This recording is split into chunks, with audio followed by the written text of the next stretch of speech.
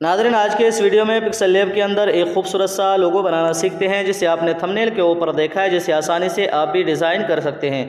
एक दोस्त ने इसकी बहुत ज़्यादा फरमाइश की है, तो चलिए मैं यहाँ से कर लेता हूँ पिक्सल लैब को ओपन करने के बाद इस तहरीर को फ़िलहाल के लिए हमें यहाँ से कर देना है डिलीट करने के बाद अब हमें बैकग्राउंड के ऊपर एक बार के लिए कोई कलर करना है, तो उसके लिए हमें आना है यहाँ से बैकग्राउंड वाले ऑप्शन पे। उसके बाद यहाँ से कलर में, और यहाँ से मैं ये वाला एक कलर एक बार के लिए कर लेता हूँ। उसके बाद मैं यहाँ से ओके कर देता हूँ। ओके करने के बाद अब हमें यहाँ पर शेप लेनी है, तो उसके लिए हमें आना है यहाँ से बीच वाले ऑप्शन पे। उसके बाद यहाँ से शेप्स में, और यहाँ पर मैं एक शेप ले लेता हूँ कुछ इस तरीके से। तो नीचे आकर इसके स्ट्रोक विड्थ को हमें यहाँ से बढ़ा देना, और मैं इसे कर लेता हूँ 35। और नीचे आकर यहाँ पर आप देखें, आपको ये वाली सेटिंग इस्तेमाल कर लेनी है। यहाँ से मैं इस वाले पे टच कर देता हूँ। इस पे टच करने के बाद यहाँ पर आप देखेंगे इसके कॉर्नर जो हैं वो बिल्कुल खड़े हैं, यानी निकले हुए हैं। यहाँ से मैंने ले लिया। लेने के बाद अब हमें इसे कर देना है ओके। ओके करने के बाद यहाँ से हमें ग्रिड को ओपन कर लेना है, यू को दबा लेना है, और यहाँ से इसे कर लेना है सेंटर करने के बाद अब हमें इसकी एक कॉपी लेनी है, तो ये कॉपी वाला ऑप्शन है। कॉपी लेने के बाद इसको बराबर रख ले। यहाँ से पकड़ कर हमें कुछ इस तरीके से यहाँ पर रोटेट कर लेना है, घुमा देना है। तो मैंने यहाँ से घुमा दिया। घुमाने के बाद इसे भी हमें ओके कर देना। ओके करने के बाद हमें यहाँ से नीचे वाले जो शेप है इसको हमें सेलेक्ट कर लेना है, इसकी एक कॉपी लेनी है और एडिट में आना है। एडिट में आने के बाद यहाँ से हमें इसके स्ट्रोक विड्थ को बिल्कुल ख़त्म कर देना है, और इसे यहाँ पर सेंटर में रख के यहाँ से ओके कर देना है। तो देखिए आपको जिस तरीके से हमारा ये सेट हो गया। हमें इन तीनों को एक साथ जोड़ देना है, तो उसके लिए हमें आना है यहाँ से लेयर वाले ऑप्शन पे। इस पे आने के बाद इस वाले ऑप्शन पे हमें टच करना है। इस पे टच करने के बाद इन तीनों पे टिक मारने के बाद इस वाले ऑप्शन पे हमें टच कर देना है और यहाँ से ओके कर देना है। तो ये तीनों एक साथ जुड़ गया है। तो आप यहाँ पर देख सकते हैं एक तीनों एक साथ जुड़ गया। जुड़ने के बाद हमें इसकी एक कॉपी और ले लेनी है, और इसको मैं यहाँ से कर देता हूँ एक बार के लिए हाइड। और इसको सेलेक्ट करने के बाद यहाँ से आ जाना है इरेज कलर वाले ऑप्शन पे, और यहाँ से इसे इनेबल कर देता हूँ, और इसे मैं यहाँ से कर लेता हूँ फुल। तो आप यहाँ पर देख सकते हैं ये कलर हमारा इरेज हो गया। इरेज होने के बाद इसे हमें यहाँ से कर लेना है सेंटर, और इसे मैं एक बार के लिए कोई कलर कर लेता हूँ। तो मैं यहाँ से इसे कर लेता हूँ वाइट। जी हाँ, वाइट कर लिया। वाइट करने के बाद अब हमें इसी की एक कॉपी लेनी है, तो यहाँ से ये कॉपी वाला ऑप्शन है, और ग्रिड को ओपन कर लेता हूँ और इसको थोड़ा सा छोटा करके इसे मैं यहाँ पे सेट कर लेता हूँ कुछ इस तरीके से। यहाँ पर आप देख सकते हैं ये सेट हो गया। अब इसे हमें को लॉक करने के बाद अब हमने जो एक कॉपी लिया था यहाँ से, इसको हमें यहाँ से कर लेना है अनहाइड, और यहाँ से इसको सेंटर रखने के बाद अब इसके ऊपर आपको जो कलर करना चाहें आप कर सकते हैं। तो मैं यहाँ से टेक्सचर में जाता हूँ, ये टेक्सचर वाला ऑप्शन है, और मैं यहाँ से एक कलर ले लेता हूँ। यहाँ से मैंने ये वाला एक कलर ले लिया। लेने के बाद इसको यहाँ से ओके कर देता हूँ और इनेबल कर देता हूँ। तो देखिए कुछ इस तरीके से हमारा ये कलर हो गया। इसे हमें कर देना यहाँ से बिल्कुल पीछे, यानी बैक। ये बैक वाला ऑप्शन है, और इसको आप थोड़ा सा बड़ा भी करना चाहें तो कर सकते हैं कुछ इस तरीके से।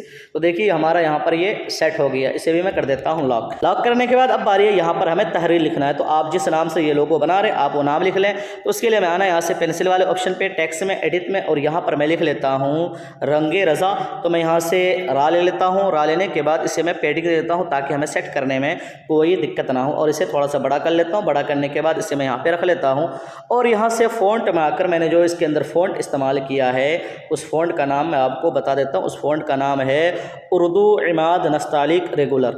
यहाँ से मैंने ये वाला एक फ़ॉन्ट ले लिया। ओके कर देता हूँ। ओके करने के बाद इसे मैं यहाँ पे रख लेता हूँ कुछ इस तरीके से। उसके बाद हमें इसकी एक कॉपी लेनी है, तो ये कॉपी वाला ऑप्शन है, और यहाँ से एडिट में जाना है, और यहाँ से मैं लिख लेता हूँ रंग। तो मैं यहाँ से रंग लिया हूँ, लेकिन तो इसके अंदर मसला है जो ये काफ जो है कुछ ज़्यादा बाहर जा रहा है। तो इसे हमें क्या करना है, यहाँ से एक ऑप्शन है मास्क वाला, मैं यहाँ से इसकी कटिंग कर लेता हूँ। यहाँ से कुछ इस तरीके से हमें कटिंग कर लेना है ताकि इसे सेट करने में भी आसानी हो और देखने में भी खूबसूरत लगेगा। उसके बाद यहाँ से मैं आउट कर लेता हूँ। आउट करने के बाद इसी की हमें कॉपी लेनी है, और फिर से मास्क टूल में जाना है, और यहाँ से हमें इन कर लेना है, और कुछ इस तरीके से मैंने उसके ऊपर इसे सेट किया है। देखिए यहाँ पर आप देख सकते हैं। इसको थोड़ा सा हमें नीचे कर लेना है और अच्छे से इसको सेट कर लेना है। तो मैं इसको यहाँ पर सेट कर लेता हूँ, और इसको मैं यहाँ पर लगा लेता हूँ। जी हाँ। उसके बाद हमें इसी की फिर से कॉपी ले लेनी है रा की, और यहाँ से मैं लिख लेता हूँ फिर से रा, और इसको मैं यहाँ पे रख लेता हूँ, और फिर से कॉपी एडिट, और यहाँ से मैं द्वाद और अलिफ को लिख लेता हूँ, और इसे मैं यहाँ पे लगा देता हूँ। अब यहाँ पर आप देख सकते हैं कि द्वाद का जो नुक्ता है वो भी कुछ ज़्यादा ऊपर जा रहा है। तो सेम तरीके से यानी मास्क टूल के ज़रिए आप इसकी अच्छे से सेटिंग कर सकते हैं। तो मैं यहाँ पर कुछ इस तरीके से इसके नुक्ते जो हैं उनकी कटिंग करके मैं बाहर कर लेता हूँ। यहाँ से मैंने नुक्ते को निकाल लिया। सबसे पहले हमें यहाँ से द्वाद और अलिफ को लेना है, उसके बाद इसी की हमें कॉपी लेनी है, और यहाँ से हमें फिर से मास्क वाले ऑप्शन में जाना है, और यहाँ से इन करके और इसे मैं यहाँ पे रख लेता हूँ, और इसे कर देता हूँ मैं यहाँ से लॉक। लॉक करने के बाद अब हमें इसके ऊपर ज़बर ज़ेर वगैरह आप लगाना चाहें तो लगा सकते हैं। तो चलिए मैं उसे भी लगा लेता हूँ। कॉपी में गया एडिट में, और इसके ऊपर जो है यहाँ ज़बर है, तो मैं यहाँ से ज़बर ले लेता हूँ। लेकिन इसका जो फ़ॉन्ट है कुछ ज़्यादा गड़बड़ हो रहा है, तो मैं यहाँ से ज़बर का जो फ़ॉन्ट है वो बदल देता हूँ। उस फ़ॉन्ट को मैं ले लेता हूँ, उस फ़ॉन्ट का नाम है उर्दू नज्द के नाम से। मैंने ये वाला फ़ॉन्ट ले लिया। उसके बाद यहाँ से इसको मैं यहाँ पे रख लेता हूँ। उसके बाद इसे एक कॉपी करके इसको मैं एक यहाँ पे लगा देता हूँ, फिर से कॉपी करके इसको एक यहाँ पे लगा लेता हूँ। तो आप इसको अच्छे से सेट कर सकते हैं। उसके बाद इन सभी को हमें कर देना है यहाँ से लॉक। लॉक करने के बाद ये अच्छे से लॉक नहीं हुआ, एक रह गया। लॉक करने के बाद अब यहाँ पर कुछ चीज़ें आप कॉर्नर वगैरह इंटरनेट से डाउनलोड करके आप लगा सकते हैं। तो चलिए मेरे पास वो मैंने डाउनलोड करके रखा है, तो मैं उसे इंपोर्ट कर लेता हूँ। तो उसके लिए हमें जाना है यहाँ से बीच वाले ऑप्शन पे।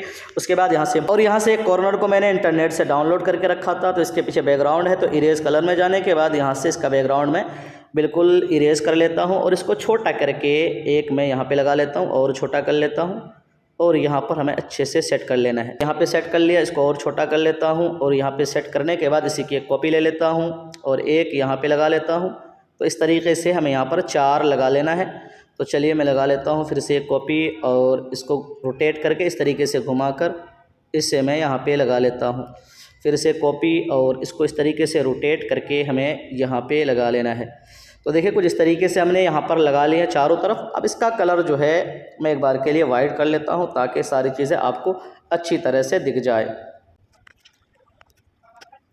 तो यहाँ पर आप देख सकते हैं कि मैंने इन सभी का कलर भी कर लिया। मैं यहाँ से कर देता हूँ इसे लॉक। लॉक करने के बाद अब यहाँ पर एक शेप मैंने लगाया था, तो चलिए उसे मैं बाद में भी लगा सकता हूँ, लेकिन आप पहले लगाना चाहें तो लगा सकते हैं। यहाँ से शेप वाले ऑप्शन पे आके मैं यहाँ पर एक शेप ले लेता हूँ कुछ इस तरीके से। इसके ऊपर आप जो तहरीर लिखना चाहें, या आप इसी नाम को इंग्लिश हिंदी में जिसमें लिखना चाहें आप लिख सकते हैं। इसके कॉर्नर को हमें थोड़ा सा राउंड कर देना है, तो मैं यहाँ से 5 पॉइंट कर देता हूँ, और नीचे आकर इसके स्ट्रोक विड्थ को मैं यहाँ से कर देता हूँ 2, और यहाँ से नीचे आकर जो ब्लर रेडियस है इसको हमें कर देना है 2, और इसका जो कलर है मैं यहाँ से कर लेता हूँ वाइट। ओके कर देता हूँ। ओके करने के बाद अब आप इसके ऊपर जो कलर करना चाहें कर सकते हैं, लेकिन मैं इसके ऊपर भी टेक्सचर करूँगा, तो फिर से मैं टेक्सचर में जाता हूँ। उसी कलर को ले लिया जो मैंने बैकग्राउंड के ऊपर किया है, तो यहाँ से मैं कटिंग करके ओके कर देता हूँ और इसे इनेबल कर देता हूँ। तो देखिए कुछ इस तरीके से यहाँ पर ये सेट हो गया, और इसे भी मैं कर देता हूँ लॉक। लॉक करने के बाद अब आप इसके ऊपर जो तहरीर लिखना चाहें लिख सकते हैं। तो चलिए मैं यहाँ पर लिख लेता हूँ CA ग्राफिक। तो मैं यहाँ से लिख लेता हूँ C। तो एक एक करके आप लिखें, ज़्यादा बेहतर होगा, सेट करने में आसानी होगी। तो मैं यहाँ पर इसको पैडिंग दे देता हूँ, और इसका जो फ़ॉन्ट है मैंने यहाँ से लिया है उर्दू नज्द। तो मैं यहाँ से ले लेता हूँ उर्दू नज्द। यहाँ पर आप देखें उर्दू नज्द यहाँ पर लिखा हुआ है। तो यहाँ से मैंने ये वाला एक फ़ॉन्ट ले लिया। उसके बाद इसी की हमें कॉपी करनी है, फिर से एडिट में जाना है, और इसी तरीके से मैं अपना पूरा नाम लिख लेना है। तो यहाँ से देखिए मैंने ये नाम भी लिख दिया उसके ऊपर। बाकी आप एराब वगैरह लगाकर इसको और ख़ूबसूरत बना सकते हैं। अब मैं इन सभी को कर देता हूँ लॉक। अब बारी है यहाँ पर असल जो आप इसके ऊपर जो कलर करना चाहते हैं, अलग से कोई कलर जैसे गोल्डन कलर, और इसके ऊपर इफेक्ट देना है। तो इसके लिए हमें सबसे पहले इन सभी को एक साथ मर्ज कर लेना है। तो यहाँ पर हमें किस किस को मर्ज करना है और किसको छोड़ना है मैं उसको बता देता हूँ। तो यहाँ से लेयर वाले ऑप्शन पर जाना है, और यहाँ से ये तहरीर को आप सेलेक्ट कर लें। उसके बाद ये वाले शेप को छोड़ दें। उसके बाद इसको आप सेलेक्ट कर लें। उसके बाद ये पूरी तहरीर को आप सेलेक्ट कर लें, और पूरी तहरीर को सिलेक्ट करने के बाद यहाँ से आप नीचे वाले को छोड़ दें। करने के बाद अब यहाँ से इस वाले ऑप्शन पे टच करें, और यहाँ से आप ओके कर दें। तो ये सारा एक साथ यहाँ पर जुड़ जाएगा। अब आप इसके ऊपर जो भी कलर करेंगे ये पूरे तहरीर के ऊपर एक साथ कलर होगा। तो यहाँ से मैं जाता हूँ बीच वाले ऑप्शन पे टच करके टेक्सचर में, और यहाँ से मैं इसके ऊपर एक गोल्डन कलर ले लेता हूँ। तो ये टेक्सचर वाला ऑप्शन है, मैं ये वाला एक कलर ले लेता हूँ, इनेबल कर देता हूँ। तो यहाँ पर आप देख सकते हैं ये जो तहरीर है और ये जो ऊपर शेप वगैरह लगी है ये सारा एक साथ एक कलर हो गया। उसके बाद इसे इनेबल कर देता हूँ, और इसको खूबसूरत बनाने के लिए आप यहाँ से आ जाएं 3D शेप में और इसे इनेबल कर दें, और यहाँ से इसके डेप्थ को बिल्कुल एक पॉइंट पे कर दें, और यहाँ से आप डार्किन को बढ़ा दें। यहाँ से आप डार्किन बढ़ाने के बाद अब नीचे आकर यहाँ पर आप देखें लाइट एंगल है, आप इसकी अच्छे से सेटिंग कर सकते हैं। उसके बाद यहाँ से ओके कर दें। उसके बाद यहाँ से आप शेडो को इनेबल कर दें। मेरे मोबाइल के अंदर शेडो काम नहीं करता है, आपके मोबाइल के अंदर काम करता है, तो शेडो ज़रूर लगाएं। उसके बाद यहाँ से आप इसे कर लें इम्बोस करेंगे तो ये और ज़्यादा खूबसूरत और ज़बरदस्त बन जाएगा। तो यहाँ पर आप देख सकते हैं कि हमारा ये डिज़ाइन बिल्कुल बरकत तैयार है।